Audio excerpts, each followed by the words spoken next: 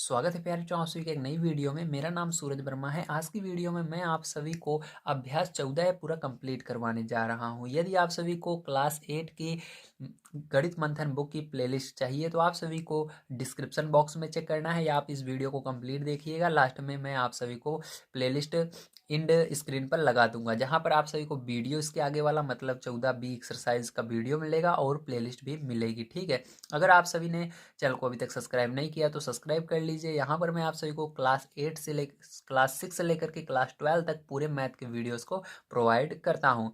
तो आज का हमारा जो टॉपिक है वो है अभ्यास 14 का सॉल्यूशन। तो आइए हम देखते हैं पहला क्वेश्चन हमको क्या दिया गया है और इसको किस प्रकार से सॉल्व करना है। पहला क्वेश्चन दिया गया है, पाठ चित्र में ओ वृत्त का केंद्र है और कुछ रेखाखंड खींचे गए हैं, ज्ञात कीजिए वृत्त की।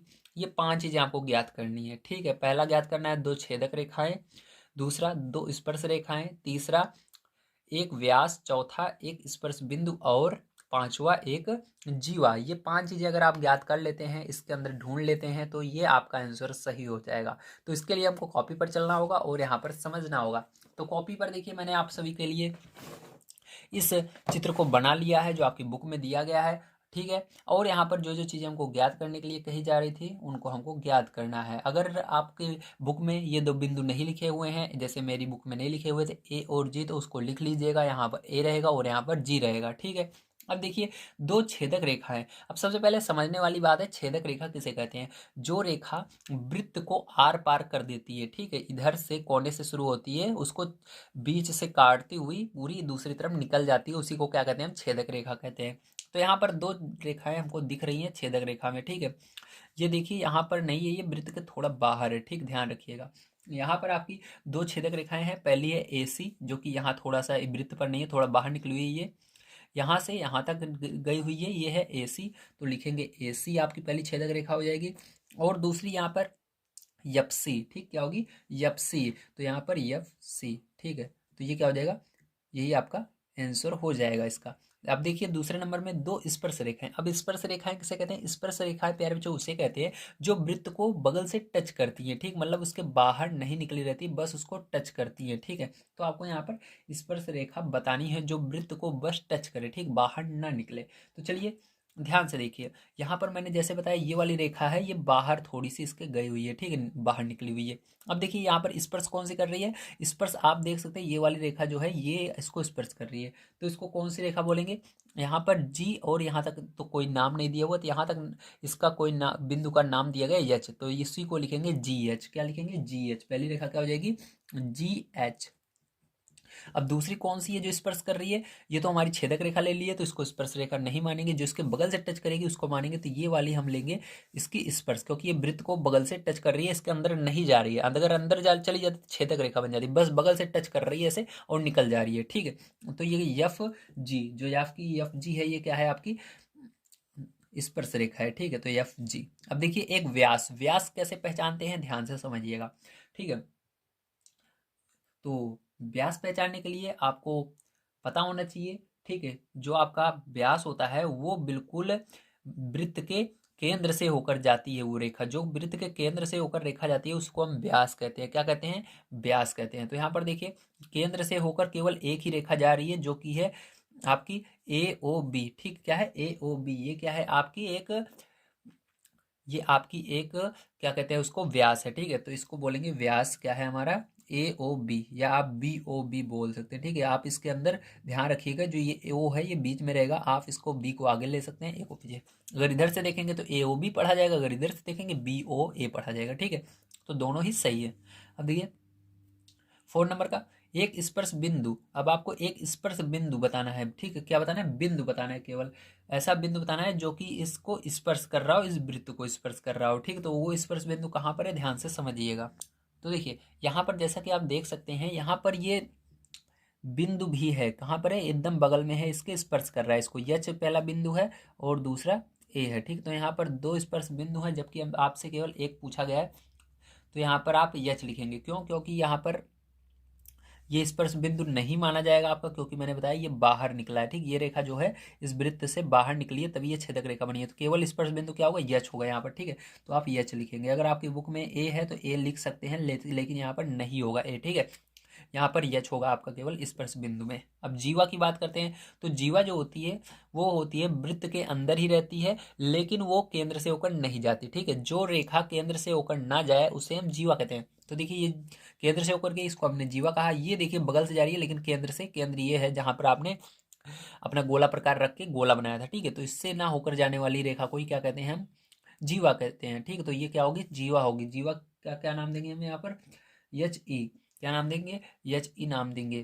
तो लिखेंगे यच ई, ठीक है। और एक और आपकी यहाँ पर जीवा दिख रही है, ठीक है। देखिए यहाँ पर और यहाँ पर, ठीक है। अगर यहाँ तक हम देखें तो ये क्या हो जाएगी आपकी, यहाँ से, क्योंकि ये एक बिंदु है आपका, ठीक है, यहाँ पर बिंदु माना गया है, तो यहाँ से यहाँ तक हो जाएगी आपकी एक जीवा। और कौन सी हो जाएगी वो, डी ई, ठीक, कौन सी हो जाएगी, डी ई। तो यहाँ पर डी ई लिखेंगे, ठीक है। समझ गए आप सभी, वेरी गुड। चलिए इसके बाद चलते हैं हम अपने सेकंड नंबर क्वेश्चन पर और उसको भी सॉल्व करते हैं।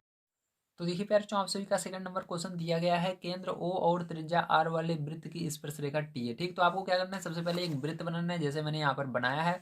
उसके अंदर आपको केंद्र को ओ मानना है, जैसे कि मैंने ओ मान लिया है। इसके बाद आपको त्रिज्या आर बनानी है, ठीक है। त्रिज्या आर मैंने यहाँ पर बनाई है, ये त्रिज्या है आपकी, ध्यान रखिएगा। वृत्त के केंद्र से होकर जो वृत्त के बाहर न जाए, ठीक है, उसके किसी न किसी कोने पर जाकर मिले उसको हम त्रिज्या बोलते हैं, ठीक है। अब देखिए वृत्त की स्पर्श रेखा टी, तो यहाँ पर एक स्पर्श रेखा बनानी है, ठीक है। यहाँ से ये टी है इसकी, जो वृत्त को पी पर स्पर्श करती है, और वो कहाँ पर इसको स्पर्श कर रही है, पी पर स्पर्श कर रही है, ठीक है। ध्यान से समझिएगा। यदि रेखा टी पर स्थित कोई अन्य बिंदु क्यू है, और इसी रेखा टी पर कोई एक और बिंदु है टी जो है, ठीक है, टी पर कोई बिंदु क्यों है, आगे देखिए क्यों है, तो निम्न कथनों में से सत्य अथवा असत्य कथन बताइए। तो आपको क्या करना है, इसके अंदर से सत्य और असत्य कथन छांटने हैं, ठीक है। तो देखिए ध्यान से समझिएगा। अब इसके अंदर यहाँ पर इस तरह से सबसे पहले आपको वृत्त बनाना है, ठीक है। उसके बाद देखिए अब क्या कह रहा है, कह रहा है ओ क्यू बड़ा है, ये ग्रेटर देन, जिसके तरफ मुंह खुला रहेगा वो बड़ा यहाँ पर माना जाएगा। तो ओ क्यू बड़ा है आर से, तो देखिए ओ क्यू क्या बड़ा है आर, तो आर यही है ओ, ये जो त्रिज्या है इसी को आर बोलते हैं, ध्यान रखिएगा। तो इसी का दो नाम है आर का, क्या नाम है, एक तो आर है और आर इसका दूसरा नाम क्या है हमारा, ओपी भी है, ठीक, क्या है, ओपी। तो दोनों को हम बराबर मानेंगे, ध्यान रखिएगा। यहाँ पर आर बराबर है ओपी के, क्योंकि दोनों एक ही हैं, ठीक है। यहाँ पर त्रिज्या आर भी एक है और ओपी भी इसको कह सकते हो आप। अब देखिए ध्यान समझिएगा, यहाँ पर जो ओ क्यों है ये बड़ा है आर से, सीधी सी बात है, इससे बड़ा देखिए ये है, ऐसे ही दिख रहा है, ये वृत्त से बाहर जा रहा है केंद्र से होते हुए, तो बड़ा होगा ही। तो ये क्या है, सत्य है। पहला क्या होगा आपका, सत्य होगा, ठीक, क्योंकि बड़ा है। अब दूसरा नंबर देखिए, यहाँ पर आपको क्या कह रहा है, यहाँ पर कह रहा है ओ क्यू बराबर आर, जो ओ क्यू है ये आर के बराबर होगा नहीं, क्योंकि ये इसके बाहर जा रहा है, ये इससे बड़ा होगा। अगर यहीं पर होता, केवल यहीं तक होता, तो ये बराबर होता, इससे बाहर जा रहा है तो इसके बराबर नहीं होगा, तो ये क्या हो गया, असत्य हो गया, ठीक, क्या होगा, असत्य। अब देखिए तीसरा नंबर आपका कह रहा है O Q less than R, मतलब आर बड़ा है। तो देखिए आर क्या ओ क्यू से बड़ा है, नहीं, छोटा है, ठीक, छोटा है ओ क्यू से, ठीक है। तो ये भी क्या होगा, असत्य होगा आपका, ध्यान से समझिएगा, ठीक है। अब देखिए ओपी, तो ओपी ये रहा, ये बड़ा है आर, तो ओपी से बड़ा है आर, गलत, क्योंकि ओपी और आर दोनों बराबर, मैंने आपको अभी बताया, बड़ा नहीं हो सकता आर, ठीक है, क्योंकि यही लाइन आर भी है, यही लाइन ओपी भी है, तो ये भी क्या हो गया, असत्य हो गया आपका। चलिए इसके बाद देखिए 5 नंबर, ओपी बराबर आर, तो ओपी जो है ये आर के बराबर, ओपी और आर दोनों एक हैं, जी हाँ मैंने अभी बताई है एक ही है, तो ये क्या होगा आपका, सत्य होगा, ठीक, क्या होगा, सत्य। इसी तरह से ओपी बड़ा है आर से, ये ओपी जो है आर से बड़ा है, नहीं, ये भी गलत हो जाएगा, क्योंकि ओपी आर दोनों बराबर हैं, ठीक है। तो ये भी क्या होगा, असत्य होगा। तो आप सभी को समझ में आया होगा किस तरह से करना था। चलिए इसके बाद देखते हैं हम अपना सेकंड नंबर का, सॉरी थर्ड नंबर का क्वेश्चन, और उसको भी सॉल्व करते हैं। देखिए आप सभी का 3 नंबर क्वेश्चन दिया गया है, जीवा और छेदक रेखा में क्या अंतर है, चित्र बनाकर स्पष्ट कीजिए, ठीक। तो इसके लिए हमको चलना पड़ेगा कॉपी पर।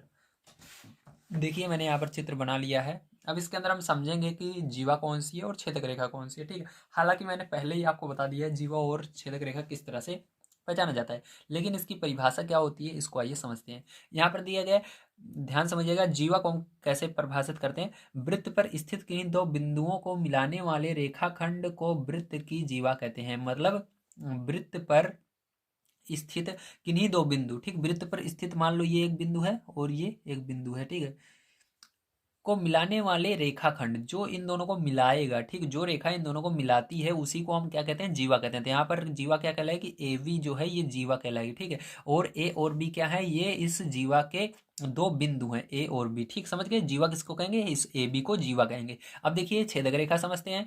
वह रेखा जो वृत्त को दो अलग अलग बिंदुओं पर प्रतिच्छेदित करती है, मतलब छेदक रेखा वो होती है जो वृत्त को क्या करती है, आर पार कर देती है, और उसके दो नाम दिए जाते हैं, ठीक है। जैसे ये क्या कर रही है, एक कोने से इधर से गई, इसको पूरा इसको ये छेद करते हुए दूसरी तरफ चली गई, ठीक है।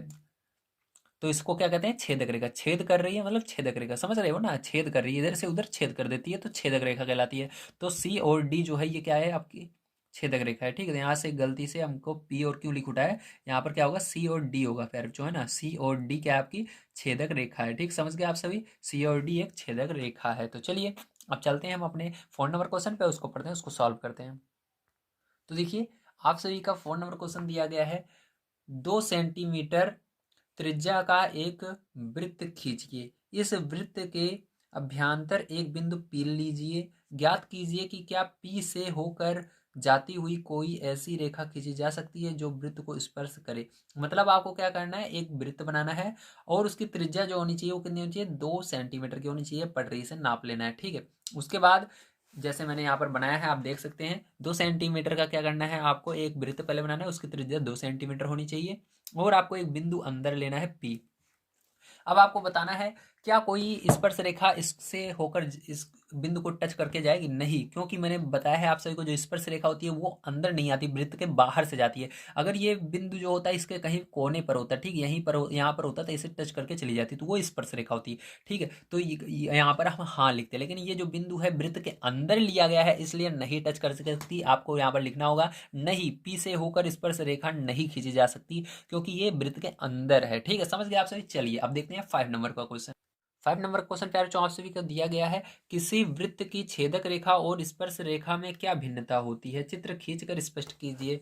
तो देखिए यहाँ पर आप सभी का आंसर है छेदक रेखा। जो रेखा वृत्त को दो भिन्न भिन्न बिंदुओं पर प्रतिच्छेद करती है उसे छेदक रेखा कहते हैं। जैसे कि यहाँ पर देखिए दो बिंदु अलग अलग पर ये प्रतिच्छेद कर रही है, एक पी पर एक क्यू पर, ठीक, तो यहाँ पर बिंदु पी है आपका और यहाँ पर क्यू है। ये जो रेखा यल है, ठीक है, ये क्या है, आपकी छेदक रेखा कहलाएगी, क्या कहलाएगी, छेदक रेखा। ध्यान रखिएगा एक कोने से दूसरे कोने निकल जाती है तो उसको छेदक रेखा कहते हैं वृत्त के अंदर, ठीक है। स्पर्श रेखा उसे कहते हैं, ठीक है, ध्यान समझिएगा, जो रेखा वृत्त को केवल एक ही बिंदु पर काटती है। जैसे कि यहाँ पर एक बिंदु है, ठीक है, ये किसको काट रही है, ठीक है, इसको क्या कहते हैं, हम स्पर्श रेखा कहते हैं। यहाँ पर चित्र में यम स्पर्श रेखा है, जो ये यम में रेखा की जगह ये आपकी स्पर्श रेखा है, ठीक है, समझ गए आप सभी। चलिए इसके बाद चलते हैं हम 6 नंबर क्वेश्चन पर, उसको पढ़ते हैं और उसको भी सॉल्व करते हैं। 6 नंबर का क्वेश्चन आप सभी का बहुत ही इंपॉर्टेंट है, बड़े ध्यान से इसको समझिएगा, ठीक है। देखिए 6 नंबर क्वेश्चन प्यारे जो आप सभी को दिया गया है, क्या व्यास वृत्त की छेदक रेखा होती है, जो आपका व्यास होता है। तो यहाँ पर देखिए व्यास आपका क्या था, ध्यान से समझिएगा, व्यास यहाँ पर आपका होता है ए और बी, ठीक है, ए बी जो है ये व्यास था, ठीक है। यहाँ पर व्यास का होता है जो वृत्त के केंद्र से होकर जो रेखा खींची जाती है उसे व्यास कहते हैं, ठीक है।